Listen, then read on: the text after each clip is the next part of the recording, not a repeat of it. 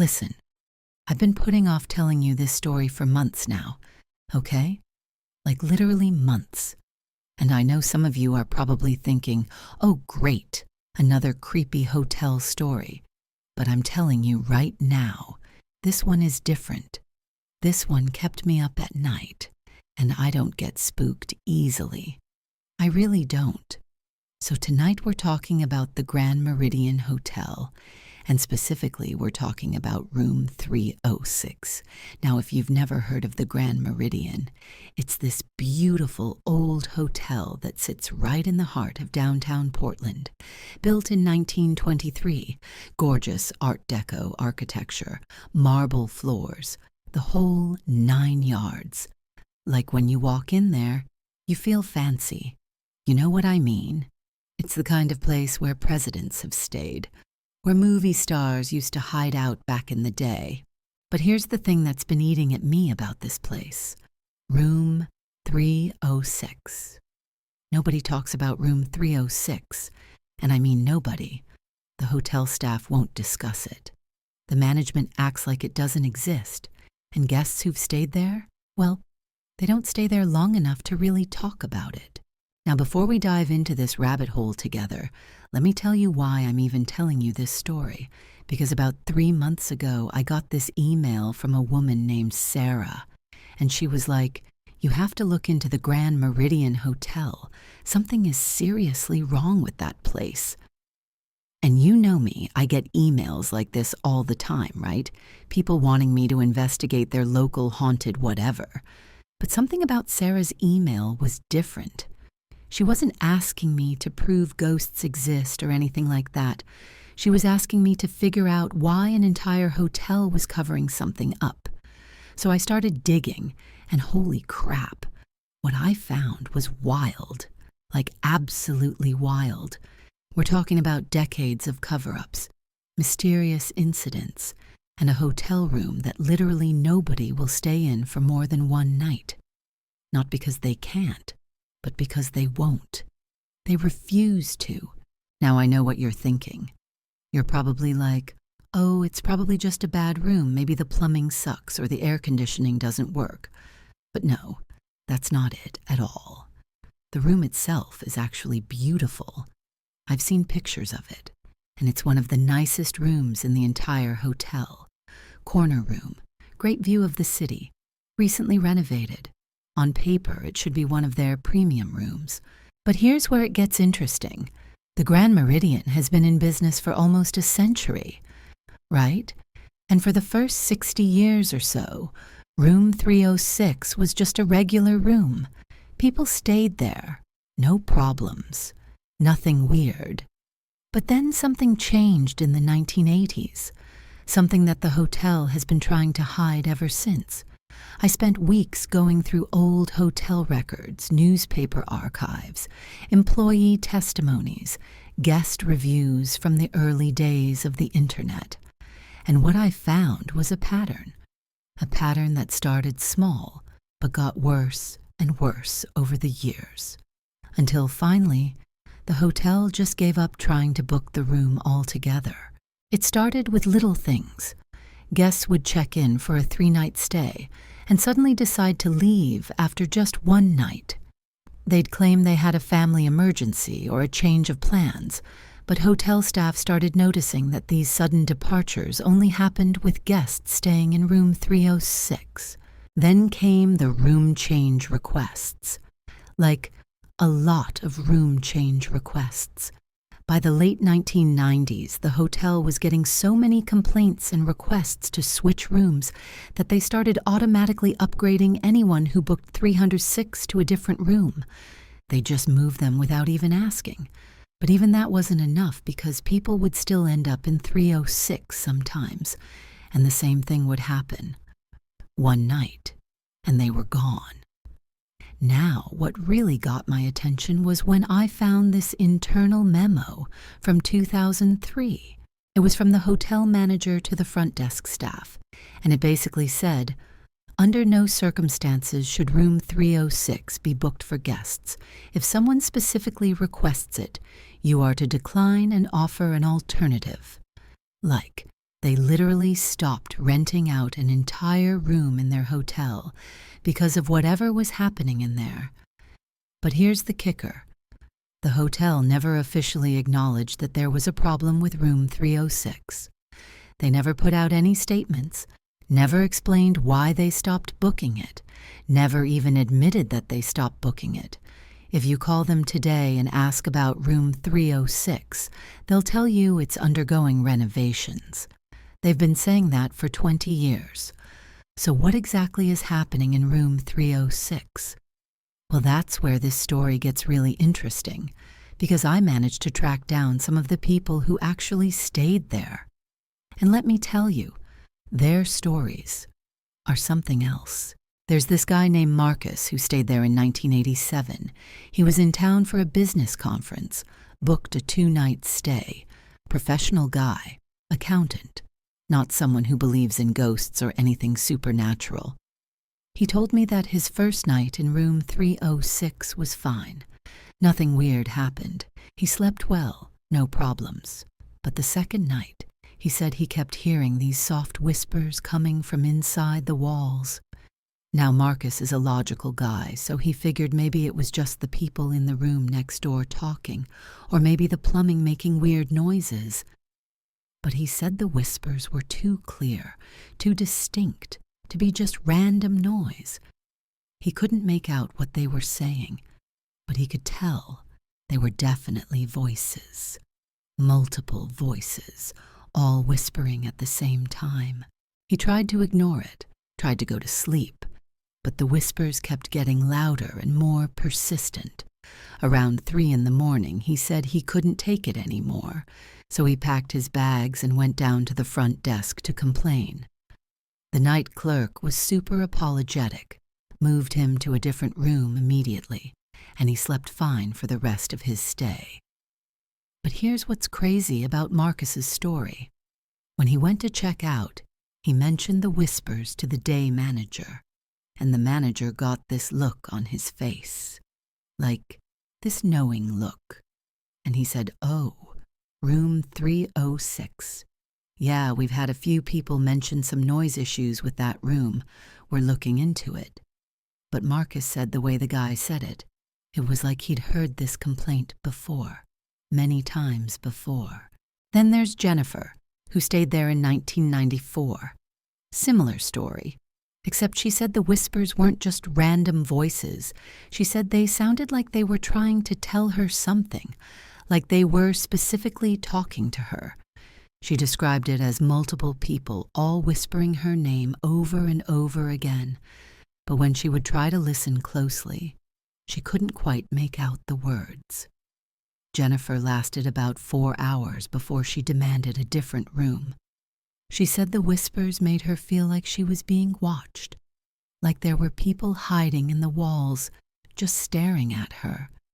She told me she's never experienced anything like it before or since, and she stayed in hundreds of hotels for work.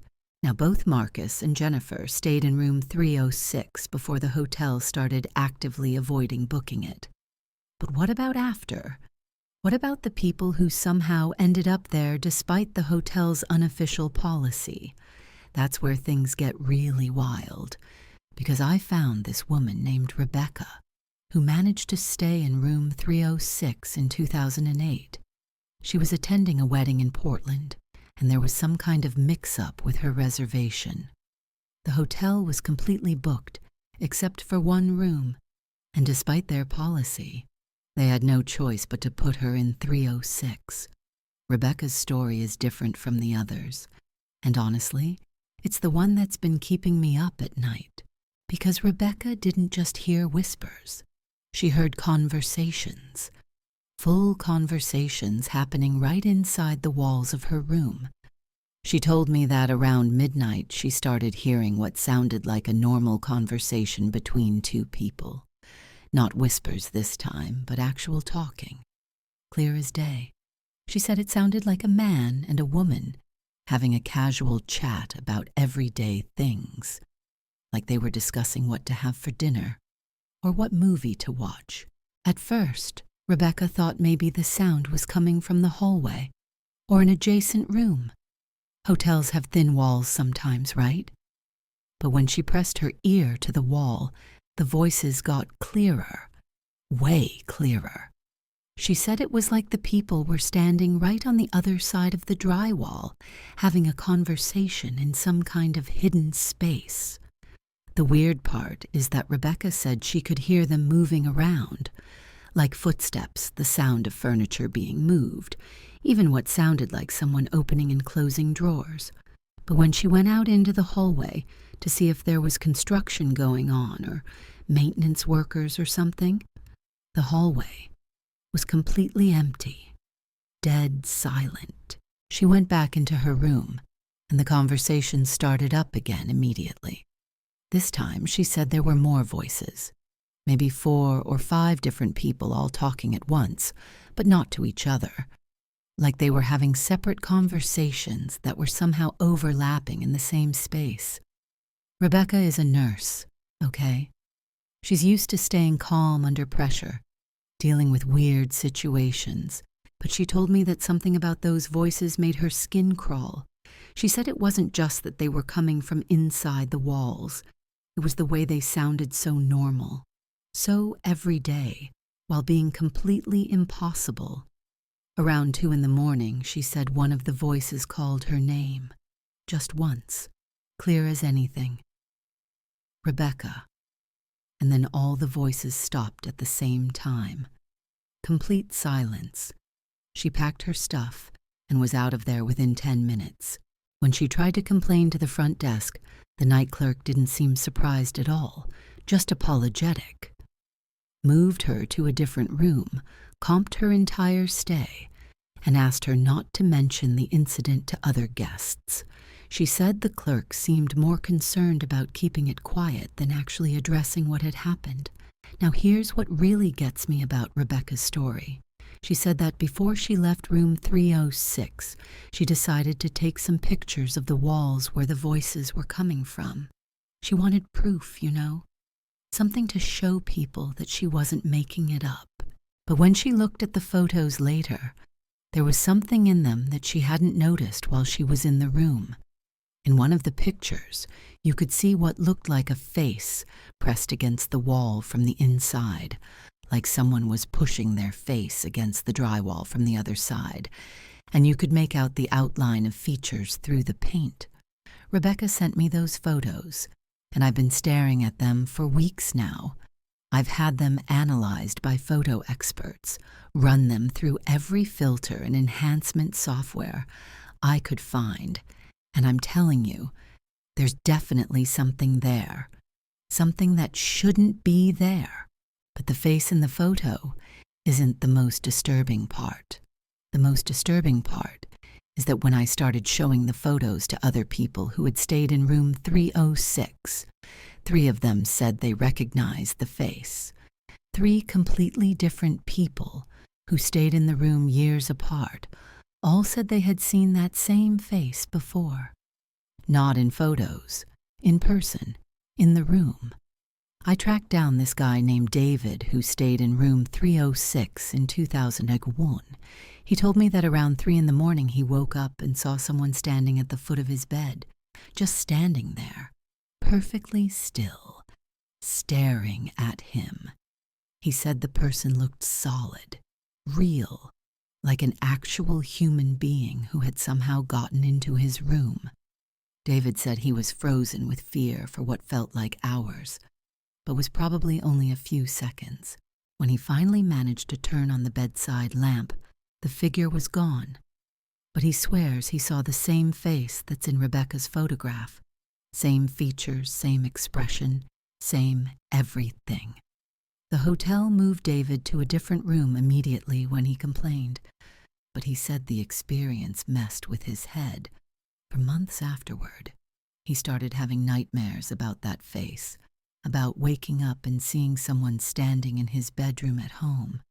Then there's Patricia, who stayed there in 1999. She didn't see anyone at the foot of her bed, but she said she woke up in the middle of the night and saw a face looking at her through the bathroom mirror. Not a reflection, but like someone was standing behind the mirror, pressing their face against the glass from the other side. Patricia said she stared at the face for what felt like forever, and it stared back. She described it as having sad eyes, like whoever it was seemed more lost than threatening. But when she got up to get a closer look, the face disappeared. When I showed her Rebecca's photo, Patricia went completely white.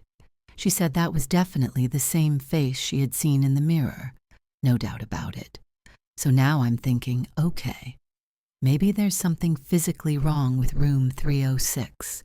Maybe there's a hidden space behind the walls, or some kind of structural issue that's causing these experiences. Maybe someone is actually living in the walls somehow, as crazy as that sounds. I reached out to the hotel's maintenance department, tried to get blueprints of the building, anything that might explain what's happening. And that's when I hit a wall, like a big corporate wall of silence. The current hotel management refused to talk to me at all. They wouldn't confirm or deny anything about room 306, wouldn't provide any historical records, wouldn't even acknowledge that they had stopped booking the room. Their official statement was that all rooms in the hotel are available for guests and that they don't comment on individual guest experiences. But I kept digging, and I managed to find some former employees who were willing to talk. Off the record, of course, and what they told me was absolutely wild. There's this woman named Linda who worked housekeeping at the Grand Meridian from 1995 to 2007. She told me that the housekeeping staff drew straws to see who had to clean room 306. Nobody wanted to do it. Not because it was messy or anything like that, because weird stuff would happen while they were in there. Linda said she cleaned room 306 maybe a dozen times during her 12 years at the hotel, and every single time she would hear voices coming from the walls, sometimes whispers, sometimes full conversations, sometimes what sounded like multiple people arguing. She said the voices were loudest in the bathroom, near the mirror that Patricia had mentioned. Linda told me that she would often see movement in her peripheral vision while she was cleaning, like someone walking past the bathroom doorway. But when she would look directly, nobody was there. The strangest thing Linda told me was that sometimes, when she was cleaning the room, she would find personal items that didn't belong to the current guest, like a man's watch on the nightstand or a woman's earrings on the bathroom counter. Items that looked old-fashioned, like they were from decades ago.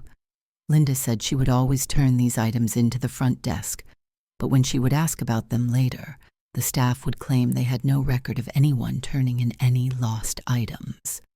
The items would just disappear. But here's the part that really got to me. Linda said that in 2006, she was cleaning room 306 when she heard her own name being called from inside the walls, not whispered, but spoken clearly, like someone was trying to get her attention.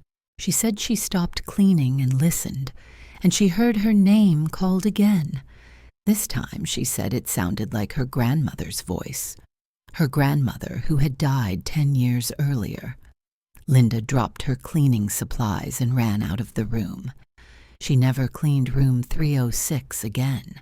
She said she told her supervisor that she was done with that room, and surprisingly, they didn't argue with her. They just assigned someone else to clean it. When Linda quit the hotel in 2007, she said it was partly because of room 306. She said the experience of hearing her dead grandmother's voice calling her name from inside the walls messed with her head so badly that she couldn't handle being in the building anymore. Now, I know what you're thinking. You're probably thinking this is all just a bunch of people with overactive imaginations, or maybe there's some kind of psychological explanation for why multiple people are having similar experiences in the same room.